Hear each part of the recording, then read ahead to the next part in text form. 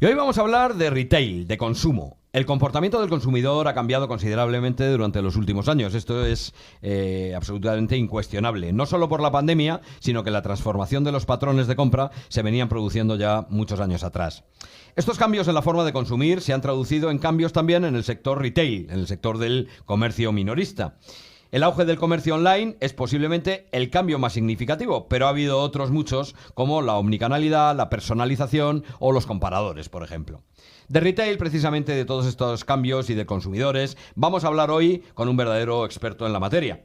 Además, un experto que tiene un punto de vista quizá diferente sobre la situación y las perspectivas del comercio minorista, lo cual pues, le da un punto de interés adicional. Se trata de Pablo Beltrán. Pablo Beltrán es empresario, investigador y director de True Broker, empresa inmobiliaria experta en retail desde 1996, conocida por haber creado comercialmente la calle Fuencarral, en Madrid.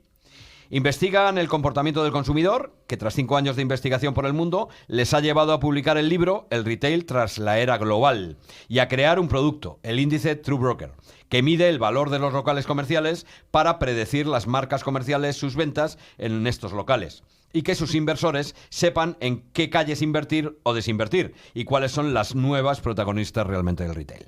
Buenos días, Pablo, ¿qué tal? Buenos días, ¿cómo estás? Bueno, pues ahora sí, ya bienvenido oficialmente y vamos a saco ya a entrar en este mundo del retail. Adelante. Vale, te voy a lanzar una pregunta. Hemos hablado de cambio, hemos hablado de modificaciones tanto en patrones de consumo, tanto en retail. ¿Cuáles son desde tu punto de vista los cambios que se están produciendo en el comportamiento del consumidor más importantes? Bueno, la conclusión final a la que llegamos después de preguntarnos qué le pasaba al retail, al consumo, fue darnos cuenta que al retail no le pasaba nada, que era la sociedad a la que le pasaba ese algo. Y lo que estamos viendo desde el año 2000 es un cambio y un fin en la forma de pensar del ser humano en Occidente, que hasta ahora hemos tenido una revolución industrial que ha ocupado 250 años, en la que la industria más importante fue la textil. Por esto está perdiendo peso el textil, no es por el online. Y dentro de esa revolución industrial de 250 años, ha habido 3 eras. La primera, la industrial, las fábricas. La segunda, la de las naciones, los estados nacionales. Y la tercera, la global. Y esas 3 líneas de pensamiento que construyen nuestras mentes y que guían nuestras tomas de decisiones de forma sorda, escondida, son las que se están deshilachando desde el año 2000. Y por eso las marcas globales están perdiendo tanto peso en el tejido comercial como hemos podido medir en una sociedad como la de Madrid, que es una sociedad especialmente evolucionada. Fíjate, porque dices una cosa muy interesante, las marcas van perdiendo impacto porque se está deshilachando la línea de pensamiento. ¿Cuál es, o sea, ¿en qué consiste ese deshilacharse, ¿no? Es decir, ¿qué está cambiando en la mente del consumidor? Bueno, es realmente complicado explicar de forma breve, ¿no? Yo os aconsejo a los que queráis a leer el libro, Sí. que ahí explicamos la teoría de las líneas de pensamiento, de la curva de la vida, de las Vale. líneas de pensamiento, que son las que desde que nacemos nos vamos impregnando de ellas a través de las distintas sociedades de las que formamos parte, desde la familia hasta la sociedad española o la europea, y cada una de ellas conforma una línea, un conjunto de ideas que conforman las líneas, y entre las líneas las ideologías. Y esas desde fuera están guiando nuestra toma de decisiones. Vale. Entonces, lo que sucede es que esas líneas de pensamiento que eran dominantes, que sobredeterminaban las decisiones, que en la revolución industrial la más importante fue la económica, Vale. llevaba que, por decirte algo, pues el 90% en Estados Unidos, el 80% en Europa, de las decisiones que se tomaban en una empresa, en una familia o en un gobierno, al final estaba sobredeterminado por la línea de pensamiento dominante que era la económica. ¿Qué ha pasado? Que se ha empezado a deshilachar todas esas líneas de pensamiento de forma sorda, que la sociedad no puede medir, y hemos pasado que de un 90 y un 80 hemos bajado a un 80 y un 70% de las decisiones sobredeterminadas por cuestiones económicas. Y ya el resto de decisiones que están sobredeterminadas por otras cuestiones son las que se están mostrando en esa transformación del consumo, tanto en la moda como en las marcas como en las ciudades. Pero detrás tiene un trasfondo mucho más importante, que es el fin del modelo social que hasta ahora representaban 2 estados nacionales, de momento Estados Unidos y China.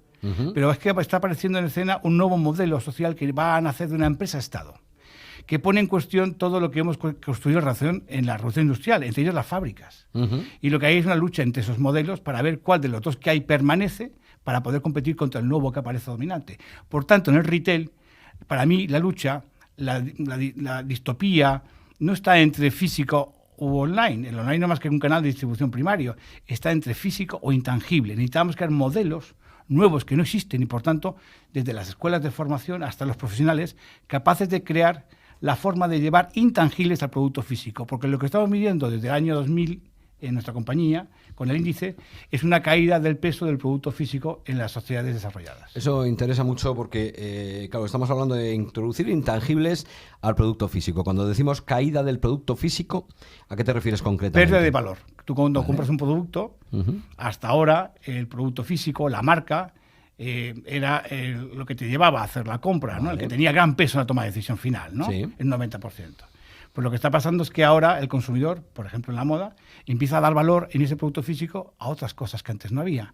Además del precio, además del diseño, además de la marca, ahora te pide otras cosas intangibles. Vale. Valores, por ejemplo, Ecoalf es una empresa española que su producto a lo mejor es un poco más elevado de lo que puedan ser otras empresas que trabajan por precio, pero se incorporan un valor, un compromiso con la sociedad, sostener el medio ambiente. Y eso tiene un coste, eso es un valor.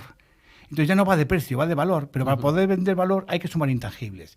Y todavía no hemos construido en nuestra industria, porque nuestra industria lleva demasiado tiempo perdiéndose donde no se es. No se es en el online, no va de tecnología, que van a estar ahí, sí, ocupar un espacio, pero no es un multiplicador, no marca la diferencia, es un sumando nada más. Esto muy, muy interesante y efectivamente valores, como tú bien has dicho, el respeto al medio ambiente, la famosa sostenibilidad, ¿no? Que ahora se habla mucho, pues eso efectivamente es lo que te va ayudando a que se perciba mayor valor y por tanto se esté dispuesto a pagar más precio, porque solo el tangible o el producto efectivamente va perdiendo, digamos, ese valor. Vale, pero entonces esto al comercio minorista, porque no estamos hablando de las grandes marcas tampoco de distribución en muchos casos, pero al comercio minorista, ¿cómo le afecta? ¿Cuál es el impacto, digamos, a corto plazo? ¿Y qué va a tener que hacer, ¿vale? Para adaptarse a eso, porque claro, yo me imagino una tienda diciendo, vale, pero es que yo tengo un escaparate, estoy haciendo el escaparatismo de toda la vida, tengo allí mis trajes, tengo allí mis... y se valoran otras cosas, pero ¿cómo puedo adaptarme a eso? Claro.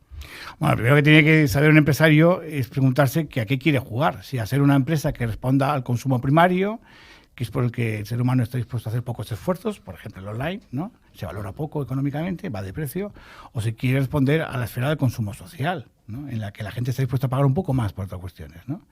Y a partir de ahí tiene que empezar a construir su comercio de una forma distinta. Las palancas, los profesionales que contratas, tanto internos como externos, la compañía, la gestión del punto de venta, son totalmente distintos. Pero es que, claro, lo que tenemos en paralelo es que el consumidor, desde hace ya muchos años, se está marchando de unas calles y de un tipo de centros comerciales y de un tipo de ciudades y de un tipo de países. Es decir, la categorización de todo esto afecta no solamente a las calles, a los centros, a las ciudades y a los países, a otros distintos. En buscando otras cosas. ¿Qué es lo que buscan? Ya no buscan las marcas globales. Buscan ese valor de diferenciación, ese trato personal, ¿no? Y, lógicamente, la industria va a tener una actividad en crecimiento importante. Una va a ser la salud y el bienestar personal, otra va a ser la personalización. Y entonces, aquel que quiera tener una posición importante en la industria, si quiere estar dentro del consumo social, tendrá que jugar alguna de estas dos palancas, ¿no? Porque la moda per se, si no le suma algo más, pues se va a quedar coja en este nuevo escenario que ya no va a ser la dominante en la oferta comercial. Qué interesante eso que dices yo. Bueno, pues a la hora de preparar un poco esta entrevista, pues también he brujuleado un poquillo por ahí, ¿no? Y leí alguna intervención tuya en algún sitio, donde hablabas en Madrid precisamente de que había en su momento pues dos grandes zonas comerciales, que era el centro, digamos, o Gran Vía, y Barrio Salamanca, fundamentalmente, y que precisamente ahí es donde, pues que ahora quizá nos puedes contar, pues de repente aparece el proyecto de Foncarral, ¿no? Que dices, oye, esto tiene que ser diferente, hablas incluso de calles Z, etcétera, etcétera, ¿no? Claro, ¿cuál es la diferencia? Es decir, ¿cómo nace ese proyecto de Fuencarral y qué es lo que teóricamente aporta diferente a las calles más tradicionales, ¿no? Desde el punto de vista de retail, desde el punto de vista de comercio. Bueno, Fuencarral es un proyecto hace 25 años, ¿no? Cuando tenía pelo, fíjate tú, el tiempo que ha pasado, ¿no? Sí. Y entonces era el proyecto de un joven que salía al mundo laboral, que tenía una visión distinta de lo que la gente quería en el consumo, porque había viajado por el mundo viendo mucha oferta comercial, y que se materializó en traer 130 marcas con un perfil distinto a una calle que entonces estaba en ruina, ¿no? Pero eso ya digamos que es el pasado, ¿no? Correcto. Ahora, las calles Z, nosotros hemos categorizado siempre las calles y los centros comerciales desde las personas. Nuestro análisis del retail es distinto a la industria, porque la industria, toda nuestra industria, tristemente, siguen analizando el retail desde las empresas. Por eso nos hablan de omnichannel, nos hablan de omnicanalidad, nos hablan de todas esas cosas, ¿no? Sí. Nosotros lo que hacemos es analizarlo desde las personas. Entonces, la definición de los tejidos comerciales, de la tipología de calles, las hemos definido desde las personas. Pero claro, es que una persona no es un consumidor, es varios tipos de consumidores. Es el entorno el que activa el perfil de consumidor. Entonces, en esa categorización de calles, teníamos las calles A y B, que son las que se llaman tradicionalmente las calles Prime, que eran las que eran más rentables y que nosotros predecimos que en los próximos años van a estar muy planas. Las categorías C y D, que son las que responden al consumo primario, ¿no? Vale. Hay primera línea de interbarrio. Y los activos C crecerán por debajo del IPC. Y hay una nueva aparición de un nuevo tipo de calles, que ya están ahí, que las llamamos Zetas, que son las calles a las que estamos midiendo desde hace años con el índice, que se está marchando la gente a comprar, en búsqueda de esa otra oferta que ya no la encuentran en las calles prime de las marcas globales. Entonces, esas calles son calles que tienen una alta identificación con la ciudad y con la historia de la ciudad. Tiene una gran va de identificación, va de personas. Es que en la etapa de la revolución industrial, el producto final más valioso en la cadena de valor estaba dentro del ámbito de la marca, era la marca. Esa era la que tenía los grandes márgenes. Es como cuando cortas un árbol y haces una mesa. El árbol es la materia prima, la mesa es el producto final valioso. Ahí están los márgenes. Hasta que todo el mundo tiene una mesa. Y entonces alguien mete una mesa en una casa, le llama restaurante. En ese momento la mesa es una materia prima, vuelve a ser primario. No tiene margen, no es rico. Que es lo que le pasa al online. El online no es rico. Y el restaurante pasa a ser el producto final más valioso, es que tiene los márgenes. Y esto siempre ha pasado en la historia de la evolución del ser humano. En la revolución industrial de 250 años, ese producto final más valioso era el textil y las marcas. Pero ya no va de textil, va de marca, va de personas. Y tristemente, esto me cuesta decirlo, me regañan cuando lo digo, pero el producto final es la persona. Entonces, claro, hay que construir todo desde las personas, no desde las fábricas, sino desde las marcas. Esa es la visión que le falta a la industria. Sí, vale, perfecto. Perfecto. Pero eso, fíjate, claro, va de personal. Yo estoy totalmente de acuerdo con lo que estás comentando. Y es más, desde el punto de vista de tal y como yo concibo, por ejemplo, la venta, el negocio y demás, coincido plenamente, ¿no? Primero tienes que analizar a quién vendes y qué quiere esa persona que vendes y luego a partir de ahí diseñar, ¿no? Pero has hablado de calles con alta identificación, por ejemplo, con la ciudad. No sé si tienes o podrías poner algún ejemplo en Madrid de algún tipo de calle de estas para que nos hagamos la idea. ¿Existe ya o todavía no? Las tenemos guardadas para los clientes, pero sí que te puedo decir que nos hemos llevado con una sorpresa. Sí. Y hemos confirmado una sospecha. La sospecha es que la calle Ayala, por ejemplo, dentro del barrio Salamanca, sería una calle Z, en la que en este año hemos hecho 5 operaciones apoyándonos en el índice, y que la calle Fuencarral, que habíamos pasado de largo, porque para nosotros era nuestro pasado, ya no mirábamos a la calle Fuencarral, cuando hemos ido durante el COVID a medir con el índice, nos hemos encontrado que era una de esas calles Zetas, porque hasta ahora las habíamos definido como calles de barrio que pasaban a convertirse en dominantes en el consumo. Y claro, la calle Fuencarral es una calle de barrio, y hemos descubierto que no es una calle de barrio, pero tiene ese carácter de identificación con la ciudad, ¿no? Y cada vez que hay una amenaza en la ciudad por alguna historia, ¿no? La guerra ahora, pero entonces han sido los COVID, sí. el encerrarnos en casa, la gente se iba a esas calles. Veíamos como en esas calles Zetas, la calle Fuencarral es una de ellas, la gente se iba a esas calles.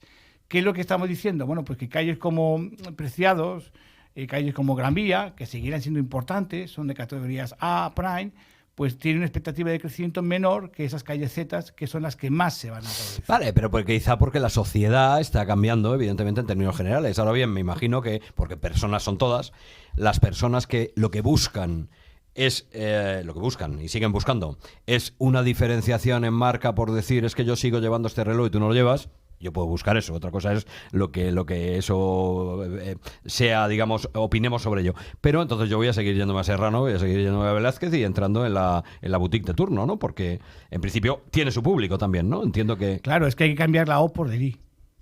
No es mamá o papá, es mamá y papá. Y papá, correcto. Muy bueno eso. Y el problema de la revolución industrial es que seguimos pensando en O. Vale. ¿Ves? Eso es la línea de pensamiento. Cuando uno nace y le dicen, ¿a quién quiere más, a mamá y papá? Eso es una idea. Suma la otra idea que te dicen en el colegio, pues el niñito de no sé qué, y empiezas a sumar ideas, y eso va a que al final crea una línea de pensamiento, una forma de pensar. Y luego en la siguiente sociedad otra, y luego se entrelazan, ¿no? Esto es la línea de pensamiento. Perfecto. Oye, pues sí, interesante. Oye, y has mencionado varias veces lo que hace el índice True Broker. Cuéntanos un poco más en detalle qué es eso, de dónde nace y qué mide exactamente.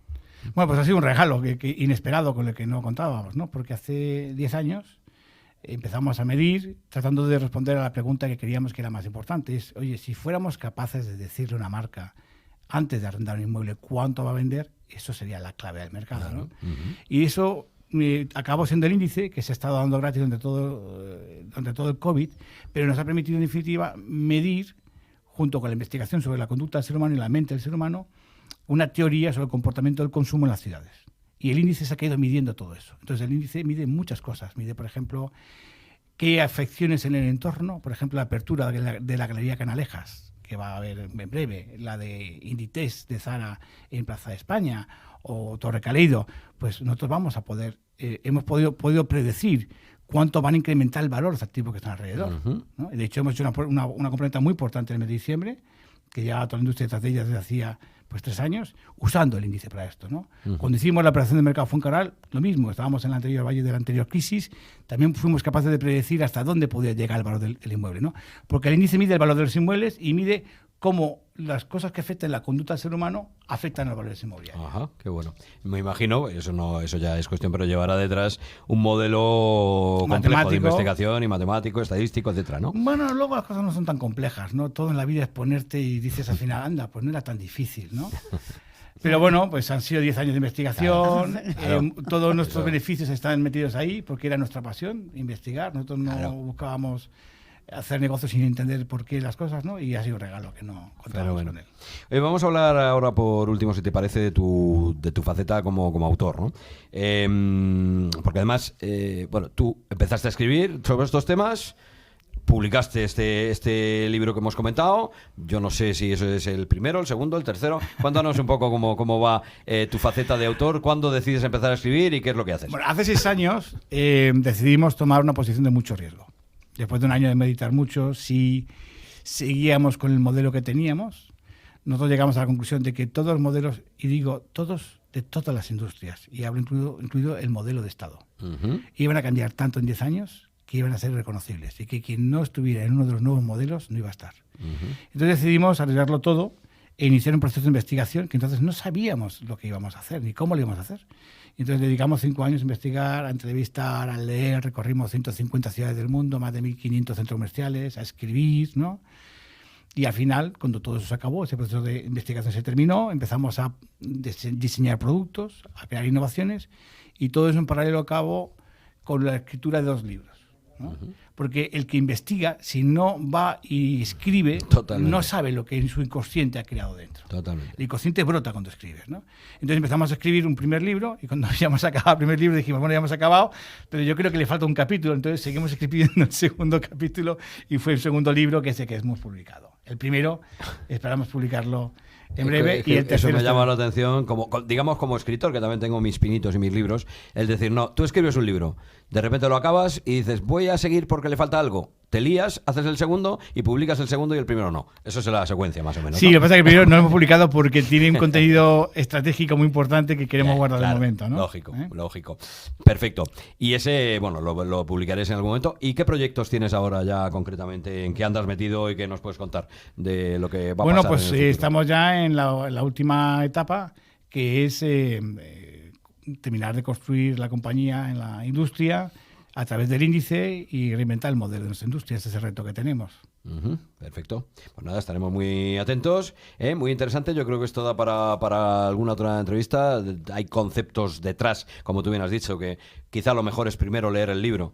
Y además perfectamente recomendado para todo el mundo, que se llama El comercio... El retail tras la era global. Una visión más allá del consumo. Vale, el retail que se vende en físico, en online o en Amazon. Es que aún no lo hemos lanzado, le estamos dando a la industria y haremos un lanzamiento este año, pero ya lo pueden comprar en Amazon. Fenómeno, pues muy interesante. Primero leerlo, entender lo que hay de base científica detrás y de base de pensamiento y a partir de ahí efectivamente ya hablar de lo que es el impacto. Pero lo que está claro es que todo el comercio, todo el retail está transformándose. Y si no se está transformando por activa, se va a transformar por pasiva. Es decir, ya no hacer nada supone un cambio. Yo creo, no sé si estás de acuerdo conmigo, pero no hacer nada, hoy ya no hacer nada es un cambio directamente porque te va a pasar una factura, quieras o no. Sí, yo quisiera decir una última línea que sobrepasa el retail. Lo que nos está pasando es que hemos vivido 250 años de modelo expansivo de la revolución industrial. Lo que llevamos viendo desde el año 2000 es una ralentización de la expansión. Sigue creciendo, pero mucho más lento. Y eso produce una dicotomía que tiene que ver con los bonos de los estados y con las economías de Occidente. Con la quiebra económica por ese acoplamiento, velocidad de crecimiento de la deuda con respecto a la economía. Pero vamos a entrar en breve en una fase. Y todo lo que estamos viendo que nos parece un tsunami es solo porque ha decrecido la velocidad de crecimiento de la economía. Pero vamos a tener un proceso de decrecimiento, de disminución de población. Es una gran oportunidad para que la sociedad dé un paso adelante, pero vamos a tener que hablar de muchos cambios en la sociedad. Perfecto. Pues nada, oye, muchísimas gracias, muy interesante. Hemos estado con Pablo Beltrán, socio fundador de True Broker y experto en retail. Y nada, pues te deseamos que pases un muy buen fin de semana. Vosotros también.